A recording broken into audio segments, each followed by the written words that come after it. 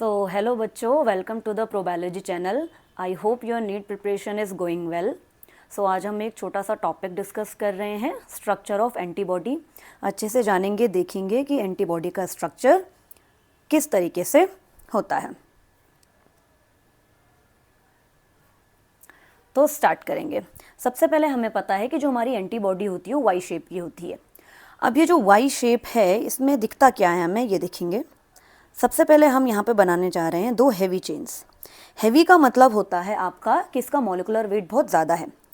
Heavy chains का molecular weight ज़्यादा होता है और लाइट चेन का मॉलिक्यूलर वेट कम होता है। जो हमारी हैवी चेन्स होती हैं, इसके पास दो रीजन होते हैं। एक होता है हमारा कांस्टेंट रीजन और दूसरा होता है वेरिएबल रीजन। तो देखेंगे हम इस तरीके से बनाते हैं। ये वाला पोर्शन जो आपका है, ये होता है हमारा वेरिएबल रीजन।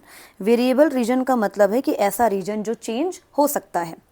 इसी तरीके से हम लाइट चेन बनाएं तो लाइट चेन का भी ऐसा हिस्सा जो चेंज हो सकता है उसको बोल देते हैं वेरिएबल रीजन, और ऐसा हिस्सा जो नहीं बदलता उसको हम बोल देते हैं कांस्टेंट रीजन। तो वेरिएबल रीजन बदलेगा क्यों? क्योंकि एंटीजन डिफरेंट डिफरेंट टाइप के आते हैं, इसलिए इनको बोल देते हैं हम वेरिएबल रीजन। इसमें हम देखें तो लाइट चेन का ये वाला रीजन क्या हो जाएगा, हमारा वेरिएबल रीजन। क्लियर है? अभी आपको ये चारों एंटिटी अलग अलग नज़र आ रही हैं, लेकिन ये जो आपकी एंटिटीज़ होती हैं ये हमारी जुड़ी हुई होती हैं डाइसल्फाइड बॉन्ड से।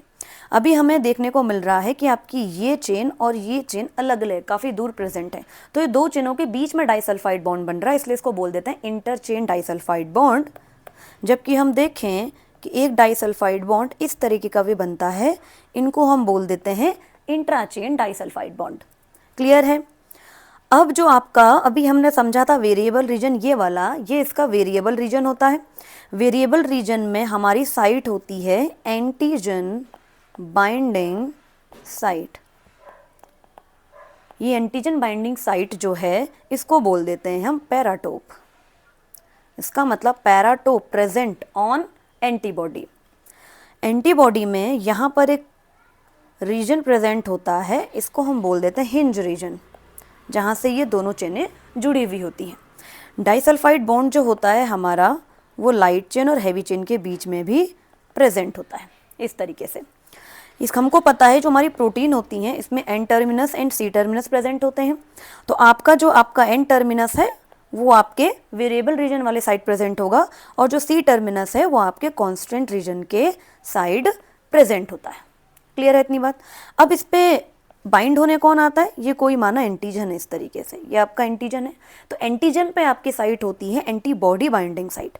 एंटीजन के पास है एंटीबॉडी बाइंडिंग साइट, मतलब उसका ऐसा हिस्सा जो एंटीबॉडी से जाके बाइंड करेगा। इसको हम बोल देते हैं एपिटोप। क्लियर है? ओके। जो हमारा कांस्टेंट रीजन होता है उसको हम ऐसे तीन हिस्सों में बांट देते हैं। हैवी चेन के लिए H लिखा जाता है और कांस्टेंट के लिए इनके आगे C लगा दिया जाएगा, तो इसको हम CH बोलते हैं। वेरिएबल रीजन के लिए V लिखना है हमको, हैवी चेन में H आ जाएगा और लाइट चेन में L आ जाएगा। यहाँ भी ये कांस्टेंट रीजन है लेकिन लाइट का Cl हो जाएगा। वेरिएबल रीजन है लाइट का, कांस्टेंट रीजन है लाइट का। वेरिएबल रीजन है हैवी का, कांस्टेंट रीजन है हैवी का, constant region of heavy and constant region of heavy. इस तरीके से स्ट्रक्चर होता है हमारी एंटीबॉडी का।